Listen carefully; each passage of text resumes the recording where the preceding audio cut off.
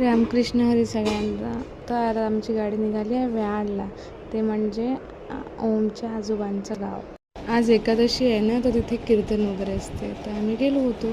इथे छान छान गावकरी मंडळी आले होते, ओमचा लाड करत होते.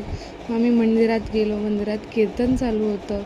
इतकं भक्तिमय वातावरण होतं. आणि मग आम्ही गेलो दर्शनाला. ही जी मूर्ती दिसत आहे ना, पांडुरंगाची आणि रुक्मिणीची, ही दमडाजी महाराजांना सापडली होती विहिरीत. तर मग आम्ही प्रसाद वगैरे दाखवला, हार वगैरे घातला, दर्शन केलं आणि कीर्तनासाठी गेलो. त्याच्या आधी एक अजून मंदिर आहे, ते म्हणजे शंकराचं मंदिर. आधी तेच मंदिर होतं. विठ्ठल रुक्मिणीच्या मूर्त्या जेव्हा त्यांना विहिरीत, त्यांना स्वप्नात दिसलं की विठ्ठल रुक्मिणीच्या मूर्त्या आहेत, तर त्यांनी विहिरीतल्या काढल्या आणि मग हे मंदिरची स्थापना झाली.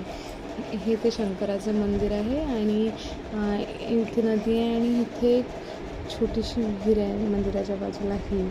या विहिरीत त्यांना रुक्मिणीची मूर्ती सापडली. आम्ही मंदिरात गेलो.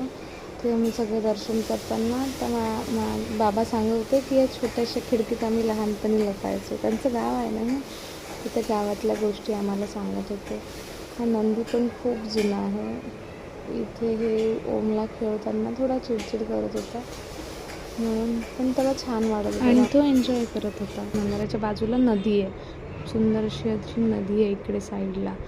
आणि जेव्हा इथे भंडारा वगैरे व्हायचा तर तिथे नदीतून भांडे यायचे असं म्हणायचे.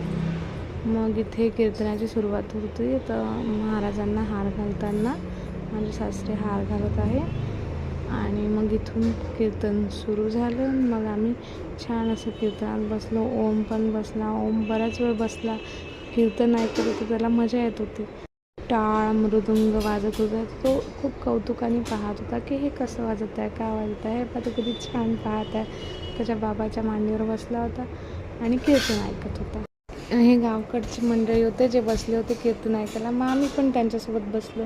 आणि हा माझा ओम छोटूचा पिनू कीर्तन ऐकत होता. कीर्तनकार खूप छान कीर्तन सांगत होते. त्यांनी एक छानशी स्टोरी सांगितली आई आणि बाळाची, ती मी नंतर सांगेन तुम्हाला. इथे आम्ही सगळ्यांना बाय बाय करताना आणि आम्ही घराकडे निघताना ओम बसला आहे आजोबाजवळ आणि आम्ही निघालो नागपूरला. मग इथे येऊन ओम सांगताना काय काय झालं म्हणून तिथे. आणि अशी आमचा दिवस गेला, खूप छान गेला एकादशीचा दिवस. आवडला असेल तर लाईक, सबस्क्राईब आणि शेअर करा. थँक्यू.